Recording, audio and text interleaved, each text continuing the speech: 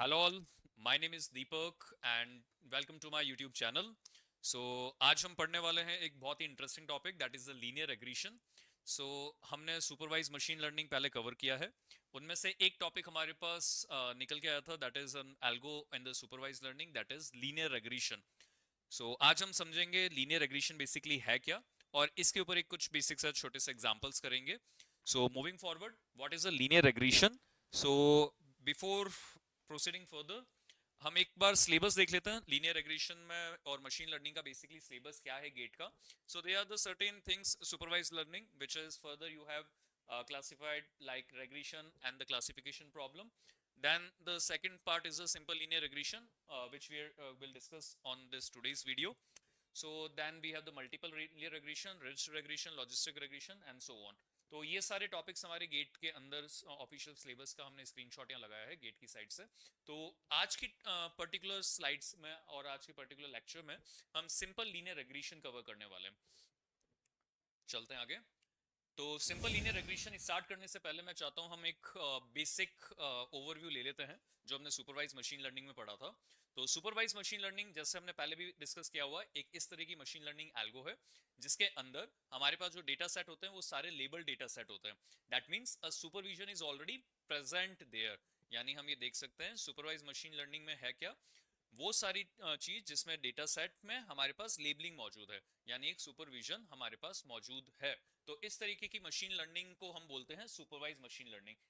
Although you already know that we have the three major classification of machine learning. One is a supervised machine learning, second is unsupervised machine learning where no supervision is present, and third one is a reinforcement learning. So reinforcement learning में reward based learning होती है ये basically, और supervise machine learning जहाँ पे हमारे पास supervision मौजूद है। तो डेफिनेशन भी यही कहती है सर, और supervise machine learning involves training a model on the labeled data set, meaning each data input point is associated with a particular known output. The goal of the learning is the mapping from the input x and the output y. तो ये हमारे पास कुछ basically we can say that अब simple task चलता है supervise machine learning में जहाँ पे हमारे पास कुछ नोन इनपुट्स होते हैं, उसके अकॉर्डिंग हम हमारे आउटपुट को मैप करते हैं। Clear? So moving further, types of supervised learning. So we have the two major types of supervised learning. One is a classification problem, second is a regression problem. हमें सोचना है थोड़ा सा कि जब भी हम सुपरवाइज मशीन लर्निंग को क्लासिफाई करने जाएंगे तो उसके अंदर दो तरीके की प्रॉब्लम्स मेजरली निकल के आती है। एक तो क्लासिफिकेशन प्रॉब्लम है, एक है रेग्रेशन प्रॉब्लम। अब समझते हैं सर क्लासिफिकेशन प्रॉब्लम क्या है और ये रेग्रेशन प्रॉब्लम क्या है। क्लासिफिकेशन प्रॉब्लम अगर मैं समझाऊं तो जब जब आपके पास डिस्क्रीट इनपुट्स हैं, whether a mail is a spam or not, then we can say that it is a type of classification problem. Or we can say that we can identify what is a between the identification we can made between the male or a female, or a living thing or a non-living thing. So these type of problems come under the classification problem, जहां पे classification मौजूद है। Basically हमें दो entities का classification करना है, zero one yes no, इस तरीके की प्रॉब्लम्स क्लासिफिकेशन प्रॉब्लम्स में आती है। आता है सर रेग्रेशन। तो रेग्रेशन में बेसिकली हमारे पास कंटिन्यूस होती चीजें। फॉर एग्जांपल मैं इस रूम का टेम्परेचर मेजर करना चाह रहा हूँ, तो इस रूम का टेम्परेचर एक रेंज ऑफ टेम्परेचर मुझे मिलेगा। ओके, सो जब भी हमारे पास एक रेंज और एक कंटिन्यूस डेटा सेट आता है, उस केस में हम जिस तरीके की प्रॉब्लम उसको कंसिडर करते हैं वो प्रॉब्लम कहलाती है regression problem. Okay, I hope यहाँ तक चीजें क्लियर होगी। हम बेसिकली स्टार्ट करना चाह रहे हैं आज लीनियर रेग्रेशन। लीनियर रेग्रेशन एक तरीके की एल्गो है जो सुपरवाइज मशीन लर्निंग के अंडर आती है।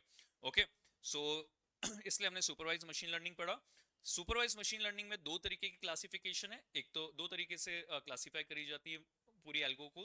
तो पहला आ जाता है सर क्लासिफिकेशन प्रॉब्लम्स, दूसरा आता है रेग्रेशन प्रॉब्लम। उसका एक हमने क्विक ओवरव्यू आपको दे चुके हैं। ये वीडियो उन सब के लिए इंपॉर्टेंट है जो those who are preparing for the GATE examination. A quick short videos I can make on each and every topic. उसके बाद ये जो भी रेगुलर बीटेक एआईएमएल के बच्चे हैं, सीएसई जिनकी मशीन लर्निंग आती है, उन सब के लिए ये वीडियो बहुत यूजफुल रहने वाला है।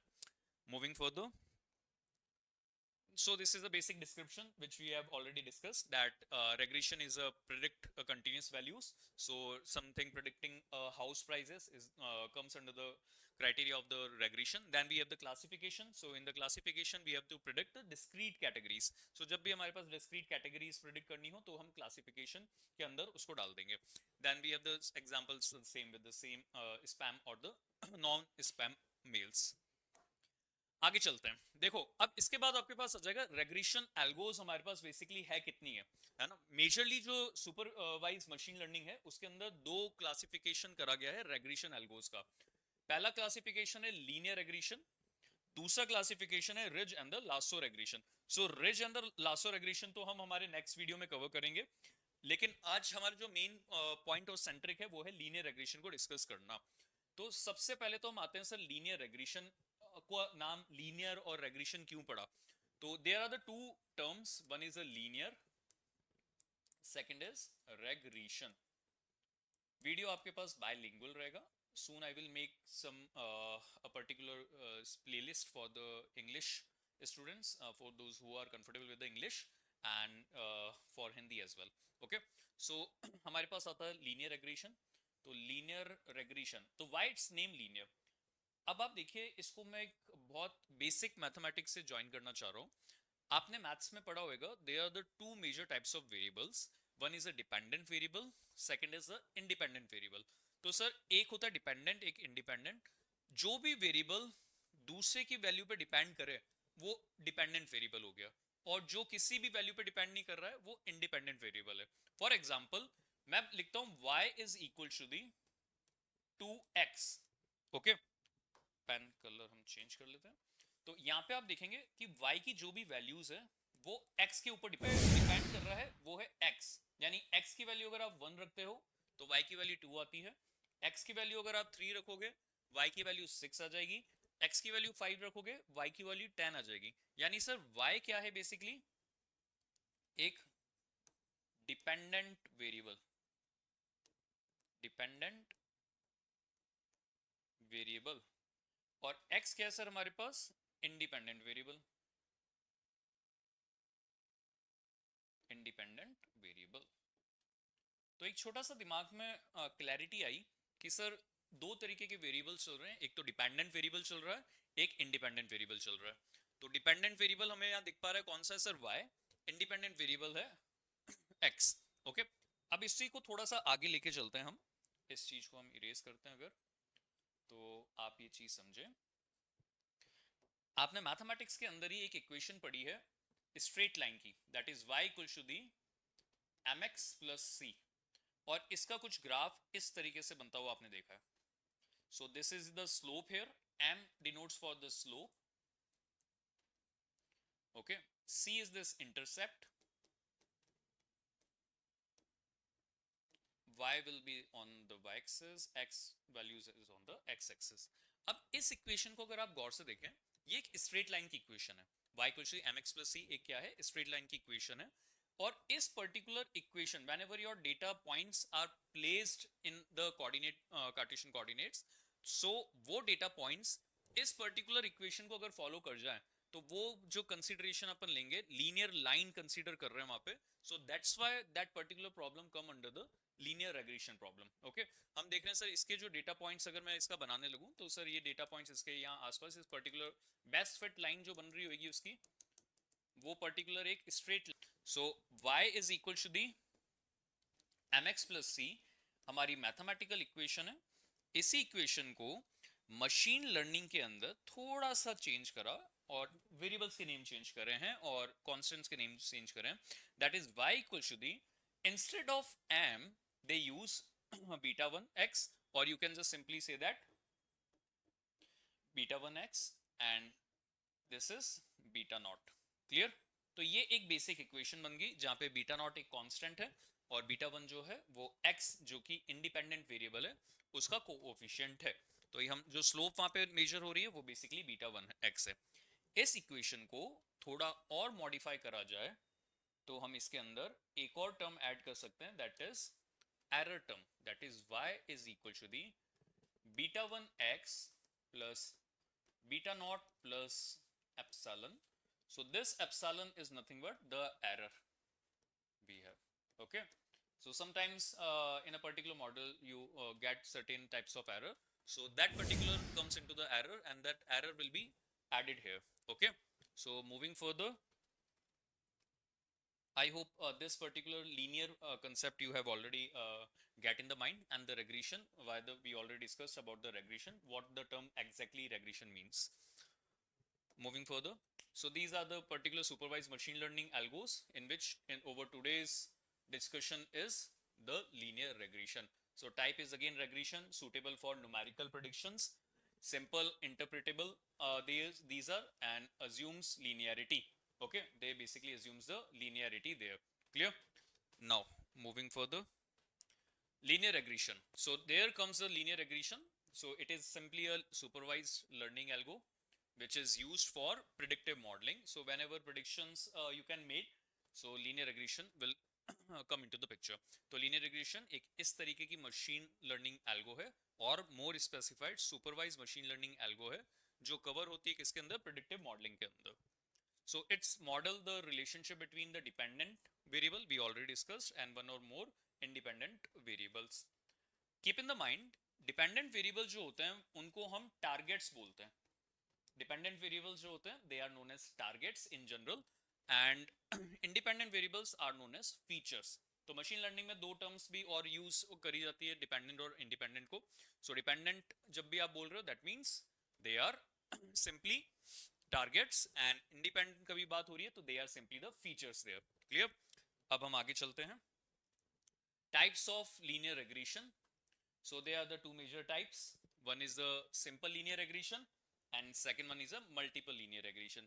So simple classification will be there, that is one independent variable will be there, then it comes into the simple linear regression, and more than one independent variables we have, then it comes into the multiple linear regression. तो हमें ये समझना है कि sir जब भी आपके पास एक simple, और we can just simply say that one dependent independent variable हुआ तो वो किसके अंदर आ जाएगा सर, वो उसके अंदर आ जाएगा सिंपल लीनियर रिग्रेशन. और अगर एक से ज्यादा हुए तो that means multiple linear regression. तो सिंपल सी कहानी, आई होप सब समझ गए होंगे आप ये इतना सा फंडा. तो सर सिंपल लीनियर रिग्रेशन जो है वो होता है y is equal to beta one x and this is beta not x1 x2 dot dot dot, जितने भी हमारे पास इंडिपेंडेंट वेरिएबल्स हैं उनको हम ऐड करते हुए जाएंगे उनके कोएफिशिएंट्स के साथ. So these are the type of linear regression. So simple सा फंडा. So what are the different types of linear regression? These are the two major types of linear regression. One is a simple linear regression and multiple linear regression. So since our today discussion is on the simple linear regression, so we will cover only the simple linear regression part. So terminologies, dependent variable we already discussed, independent variables we already discussed, also known as the predictors, keep in the mind. Okay, next we have intercept, that is b naught. We have the slope with us, that is beta 1, and the error term epsilon will be there, which is nothing but the actual and prediction differences. Okay, so they are the one actual value for a particular model and one is a predicted values for a particular model. So difference between both these terms are your error values. यहाँ तक चीज समझ में आ चुकी है? That's great. So assumptions in the linear regression, this is important. I think अगर theoretical कोई question आता है गेट के अंदर linear regression के ऊपर, तो शायद assumptions भी एक उसके अंदर consideration ले सकते हैं. वो एक क्वेश्चन इसके ऊपर बनाया जा सकता है कि चार ऑप्शन दे दें, which of the following are not the assumption in the linear regression, या चारों में से कोई combination of options बना के आपको yes or no में पूछ लें. तो हम यहाँ पे चीज देखें तो सबसे पहला linearity between x and the y we have, then we have the independence of error we have. Second assumption, homoscedasticity, that is equal variance of the error we have. Then we have the normal distribution of the error must be there, आपका error का distribution normal distribution follow करना चाहिए. No multi-collinearity, is no multi-collinearity, that is no in multiple regression. Maybe it is considered basically this part is for the multiple linear regression. So अभी हम simple linear regression है तो multi-collinearity का concept भी हम पढ़ेंगे जब हम multiple linear regression cover out कर रहे होंगे. So ये चार हमारे पास major पांच major assumptions हैं जिसमें लीनियरिटी है, इंडिपेंडेंस है, होमोस्कैटिसिटी है, नॉर्मल डिस्ट्रीब्यूशन एरर है और no multicollinearity will be there.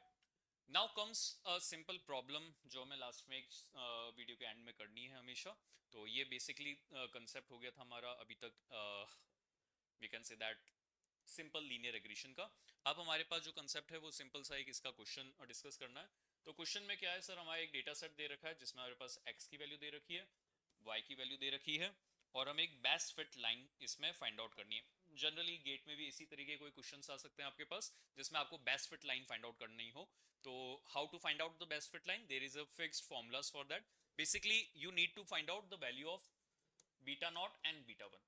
तो उसके फिक्स फॉर्मुलाज होते हैं, हमें उस फॉर्मूला के ऊपर वर्क करते हुए बीटा नॉट और बीटा वन फाइंड आउट करना है. सिंपल सा फंडा ये है.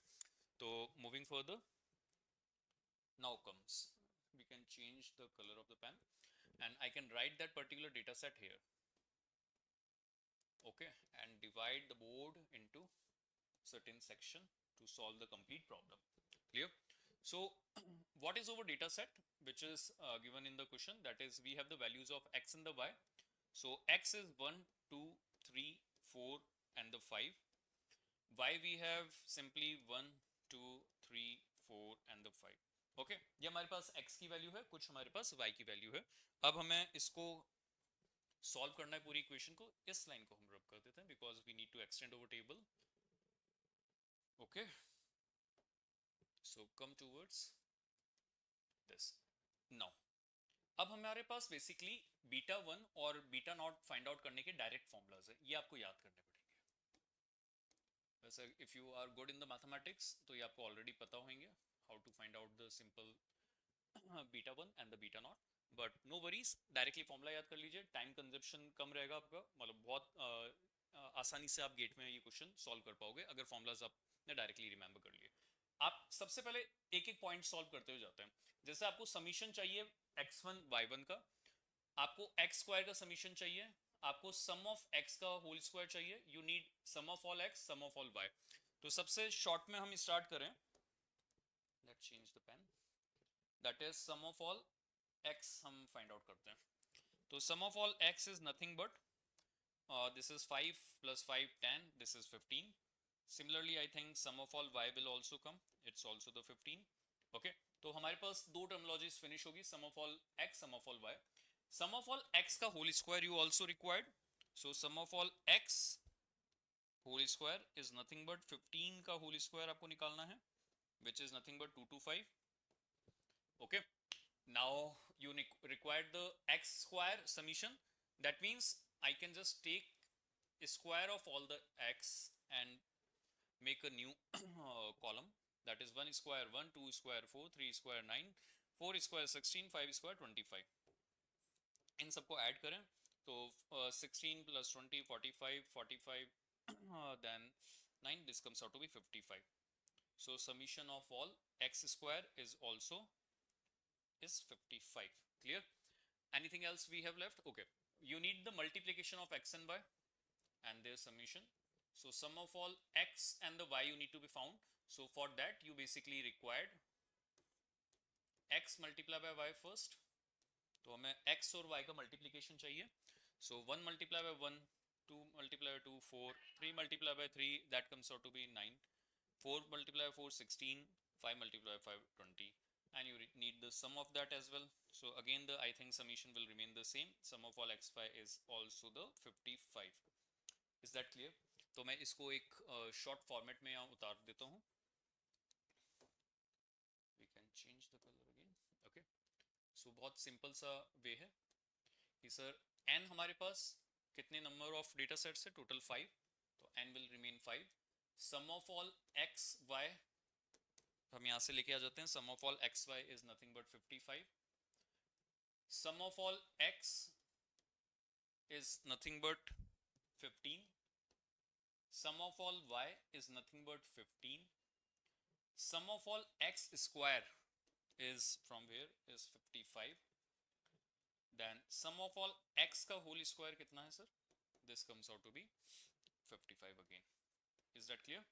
तो अब हमें इस पर्टिकुलर को फॉर्मूले के अंदर पुट करना है। सिंस ये मैं सॉल्व कर रहा हूँ एक एक पॉइंट, आपको एग्जाम में बहुत स्पीड अप करना है समझाते हुए, it's takes the time, but आप डायरेक्टली फॉर्मूला में वैल्यूज पुट करेंगे और आपके आंसर तक पहुंचेंगे, ठीक है, उसमें टाइम नहीं लगेगा ज़्यादा ये।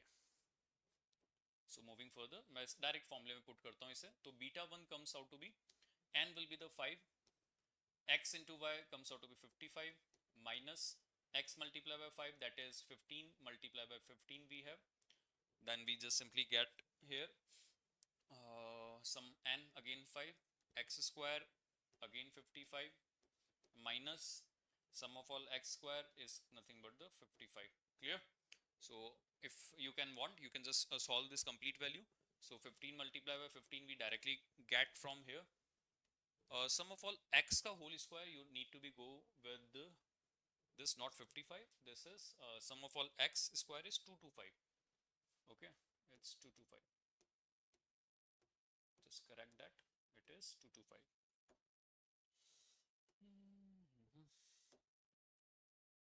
थोड़ा शॉर्ट में हमें वीडियो बनाना है, इसलिए हम थोड़ा जल्दी जल्दी से इसको कर रहे हैं, सो दैट शॉर्ट वीडियो मिल जाए और आपको फटाफट रिवीजन हो जाए इस चीज़ का। क्लियर?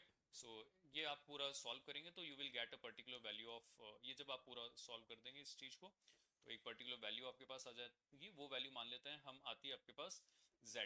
ओके, उस z की वैल्यू को आप यहाँ पे पुट करेंगे। सम ऑफ ऑल y आपके पास ऑलरेडी मौजूद है, सम ऑफ ऑल x ऑलरेडी मौजूद है, n आपको पहले ही पता है, तो बीटा नॉट की भी वैल्यू फाइंड आउट हो जाएगी। उससे एक पर्टिकुलर बेस्ट फिट लाइन की आपकी इक्वेशन बन जाएगी, that is y is equal to beta one की वैल्यू यहाँ पुट करेंगे आप, प्लस बीटा नॉट। इसी में से कोई एक इक्वेशन का एक ऑप्शन आपको दे सकते हैं, हो सकता है वो आपको बीटा वन और बीटा नॉट की वैल्यूज देके ऑप्शंस दे, कुछ भी कॉम्बिनेशंस बना के, हो सकता है न्यूमेरिकल में आ जाए कि beta one plus beta naught की क्या वैल्यू है, तो मे बी आप जो भी वैल्यूज निकालेंगे उनको ऐड करके भी आपको बताना रह सकता है। तो ये गेट के ऊपर एक बेसिक सा क्वेश्चन बन सकता है लीनियर रेग्रेशन के ऊपर। इसका एक सिंपल सा एग्जांपल मैं आपको होमवर्क में देना चाहता हूँ। So this is the again the same data set. Clear? So this is the fat labelings, these are the calories which are present there, and you need to make this particular equation। क्या ये previous जो हमने concept पढ़ा है उसके basis पे हम ये equation बना सकते हैं? बिल्कुल बना सकते हैं। That is y is equal to beta one x plus beta not, यानी हमें बीटा वन फाइंड आउट करना है और बीटा नॉट फाइंड आउट करना है। क्लियर? इन दोनों को आप बीटा वन और बीटा नॉट फाइंड आउट करके पूरी इक्वेशन बना सकते हो। Simple the same formula we have, ये एक अच्छा क्वेश्चन है, मे बी इस टाइप के क्वेश्चंस आपको देखने को मिल सकते हैं गेट के अंदर। So compute the equation, same the equation you need to be found with the closest integer fit. So ये चार ऑप्शंस हैं, जो भी आपके पास बीटा नॉट बीटा वन और बीटा नॉट की वैल्यू है इनमें पुट करना, आंसर चेक कर लेना, आपके पास answer. See the smartness the competition exams can play, that they since they all know कि बीटा वन की वैल्यू आप फाइंड आउट करोगे सबसे पहले, तो उन्होंने दो ऑप्शंस में वैल्यू सेम दे रखी है, 14 14 13 एंड 13। ओके, ताकि आपको एनी हाउ बीटा नॉट की वैल्यू फाइंड आउट करनी ही पड़े, अदरवाइज तो आप डायरेक्टली आंसर कर दोगे अगर ये सारे बीटा वन अलग अलग होंगे। अगर एग्जाम में कभी आपको देखने को मिल जाए कि बीटा वन की जो वैल्यूज है वो सबकी अलग अलग है, तो आपको सिंपल एक बीटा वन ही फाइंड आउट करके टिक करके आगे चले जाना है। क्लियर?